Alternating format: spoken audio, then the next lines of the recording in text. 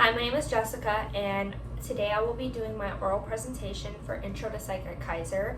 My oral presentation is going to be on Kanye West, and let's get into it. So, Kanye West is an American artist. He's a rapper, fashion designer. He's from Chicago, Illinois, and he's 43 years old, currently resides in California. He is, or was, married to Kim Kardashian, and they had 4 kids together. And he has been an influential artist on the American entertainment scene since the late 90s. So Kanye West has actually been clinically diagnosed with bipolar 1. So first let me just explain what bipolar 1 is. Bipolar 1 is basically, we have a pool of emotions, and you go from manic to frivolous, crazy, talkative, spending money, to depressive, hopeless, empty, sad, unmotivated. So normally you'll be, in a small range in between those two poles. With bipolar, particularly bipolar 1, you're going to be extremely manic, so spending money like crazy, doing crazy things, putting yourself in harm's way, putting others in harm's way, to extremely depressive, hopeless, don't want to get out of bed, suicidal ideation. So that is what Kanye West has. So some background on how we know about his diagnosis and things like that. So he was actually admitted to a psych ward in 2016. He was suffering from paranoia and delusions. Now, what contributed to this was sleep deprivation and dehydration, but he also had the diagnosis of bipolar 1. So the contribution of sleep deprivation and dehydration definitely didn't help, and probably induced that paranoia and hallucinations or psychosis is what he was admitted for.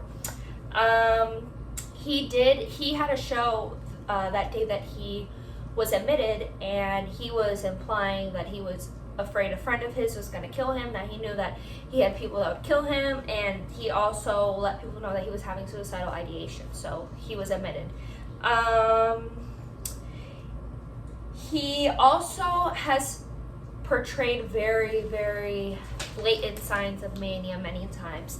So in 2020, he ran for, he didn't run for president, but he had a presidential campaign. He let the world know that he let the world in on his manic thoughts. I mean, he told the world about how he was supposed to kill his daughter and have an abortion, something very private, harming his family. He also spent $6 million on that campaign, which is a very manic thing to do, spending money frivolously and crazily. And now in regards to the depressive side of his bipolar 1,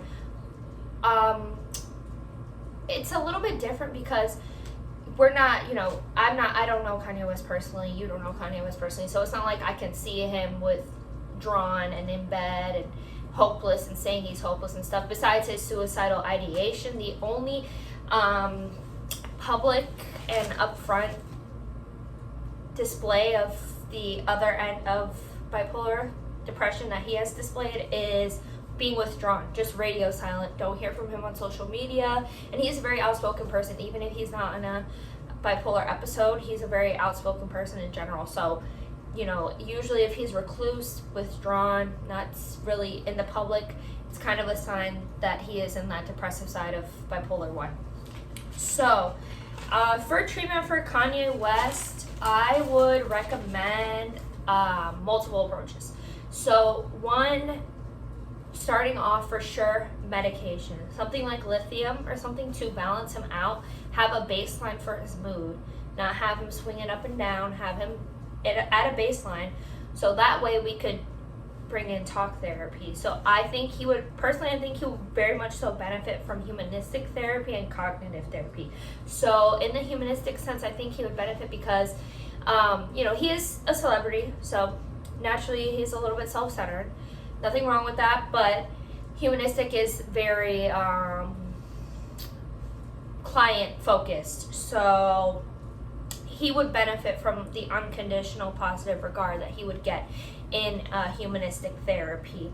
And it would be helpful for him, I think, to get perspective that somebody else understands him, but in a different tone, which is offered as well in humanistic therapy.